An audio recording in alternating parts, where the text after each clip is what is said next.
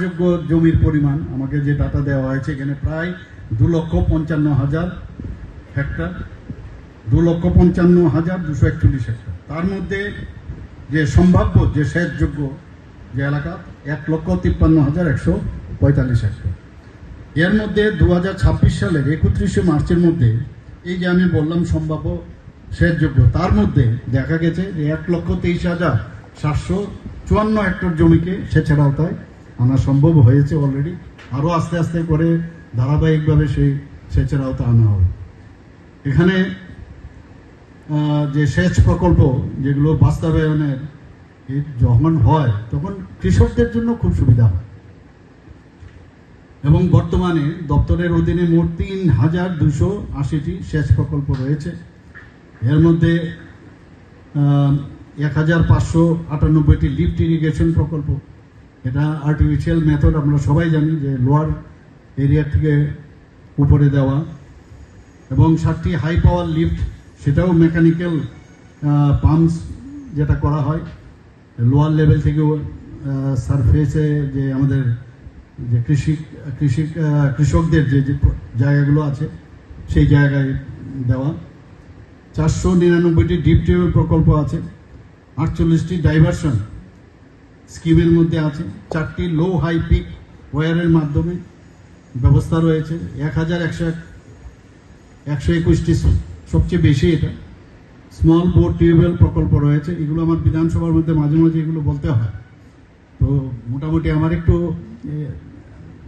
Idea রয়েছে সেখানে। এছাড়াও 3টি মাঝারি সেচ প্রকল্প রয়েছে এখানে।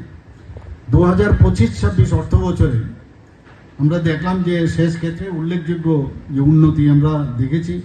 এই সময়ে মোট আরও 94টি ডিপ টিউবওয়েল প্রকল্প এবং 3টি লিফট ইরিগেশন প্রকল্প চালু করা হয়েছে। 1,484 হেক্টর চাষযোগ্য জমিকে নিশ্চিত সেচের আওতায় আনা সম্ভব হয়েছে এবং এগুলো কিন্তু খুব স্পিডি কাজ হচ্ছে সেখানে। এর মধ্যে 328টি ডিপ টিউবওয়েল প্রকল্প, 32টি লিফট ইরিগেশন প্রকল্প, 14টি মাইনর ইরিগেশন স্টোরেজ প্রকল্প কাম রেইন ওয়াটার হারভেস্টিং স্ট্রাকচার, 2টি ডাইভারশন স্কিম সেগুলো রয়েছে। তো এই সমস্ত প্রকল্প কাজ যখন সম্পূর্ণ কমপ্লিট হবে তাতে করে প্রায় 10,401 হেক্টর জমি চাষযোগ্য জমি নিশ্চিত রূপে সেচ সুবিধার আওতায় আসবে। এতে করে প্রোডাকশন, যে কৃষকদের যে প্রোডাকশনও বাড়বে এবং বহু কৃষক পরিবার তাতে করে কিন্তু তাদের মানে সরাসরি আমার মনে হয় উপকৃত হবে। এখানে 34টি মাইনর ইরিগেশন স্টোরেজ প্রকল্প কাম রেইন ওয়াটার হারভেস্টিং স্ট্রাকচারের জন্য ডিপিআর তৈরি করা হয়েছে এবং এই প্রকল্পের জন্য যে ব্যয় ধরা হয়েছে প্রায় 972 কোটি টাকা।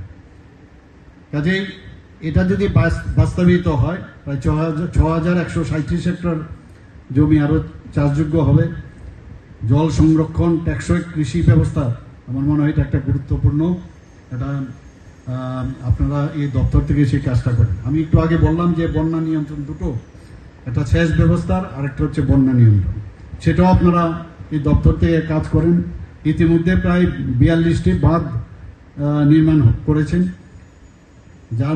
যার মোট দৈর্ঘ্য 152 কিলোমিটার 91 মিটার।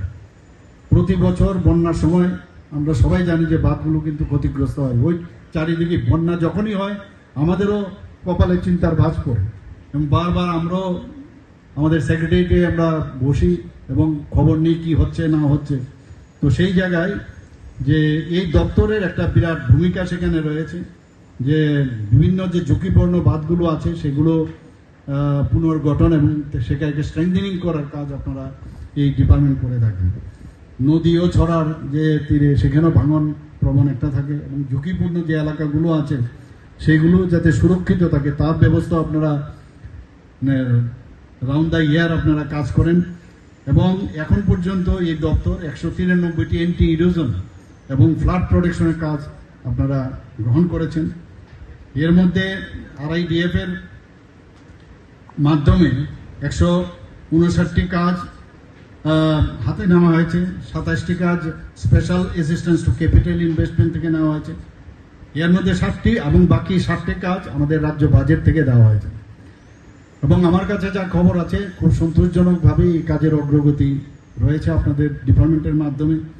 আগরতলা যে শহর, সেখানে বন্যার হাত থেকে রক্ষা করার লক্ষ্যে আমরা সবসময়, আমি অনেকবার মিটিং করেছি যে কি করা যায়।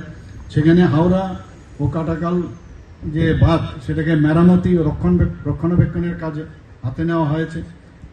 আমরা জানি যে গ্রেজিং ইত্যাদি বলতে থাকি আমরা, নদীর তলদেশ পরিষ্কারকরণ, বাঁধের ঢাল যেটা আছে ইনক্লাইনেশন, সেটা সংরক্ষণ এবং অন্যান্য সুরক্ষামূলক কাজের মাধ্যমে নদীর যে নাব্যতা বৃদ্ধি এবং অতিরিক্ত বন্যার জল যাতে আরও বেশি পরিমাণ সেখানে তার ক্ষমতা বাড়ে, তার ব্যবস্থা গ্রহণ করা হয়েছে।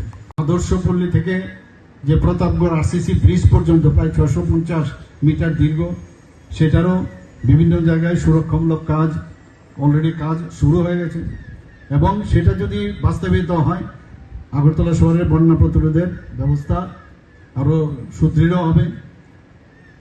পাশাপাশি গোমতী জেলারও 54 কিলোমিটার এলাকায় ড্রেজিং কাজ ও বর্তমানেও সেখানেও ড্রেজিংয়ের কাজ চলছে।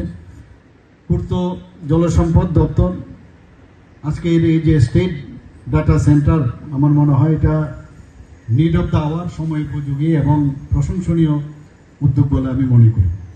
আমি এই প্রকল্প বাস্তবায়নের সঙ্গে যুক্ত যারা এখানে আছেন, যারা আধিকারিকরা তো আছেনই, প্রকৌশলী এবং প্রযুক্তিবিদ, সবাইকে আমি আবার অভিনন্দন ও ধন্যবাদ জানাচ্ছি। আমি আশা করি আপনারা আগামী দিন নিষ্ঠার সাথে কাজ করবেন এবং আমাদের সবার সম্মিলিত প্রচেষ্টায় আমরা ত্রিপুরাকে যে সামনের দিকে এগিয়ে নিয়ে যাচ্ছি, সেই কাজটা আপনারা আরও বেশি করে করবেন। আমাদের লক্ষ্য শুধু ইনফ্রাস্ট্রাকচার ডেভেলপমেন্ট নয়, আমি যেটা একটু আগে বললাম যে মাননীয় প্রধানমন্ত্রীজি বারবার বলছেন যে নিউ ইন্ডিয়া আমরা তৈরি করতে যাচ্ছি। তো সমস্ত রাজ্যগুলো নতুন রাজ্য যদি হয়, নতুন ত্রিপুরা যদি করা যায়, এইসব কাজে আরও বেশি করে নিরলসভাবে আপনারা কাজ করেন, আরও যদি বেশি কাজের তো তার নির্দিষ্ট যদি দেখি আমি 10টা কাজ করবো, তাহলে সম্ভব হবে না। Round the day you have to work. তো সেই জায়গায় দাঁড়িয়ে আমি আশা করি আপনারা, আমার বিশ্বাস আপনারা সেই কাজটা করবেন। যেখানে মানব সম্পদের এখানে ঘাটতি রয়েছে, সেটা আমরা সেক্রেটারি মহোদয়ের সাথে আমি কথা বলবো আরও কীভাবে এখানে এখানে এটাকে স্ট্রেংথেনিং করা যায়। তো এই যে 2-4টি কথা বলে আমি আমার বক্তব্য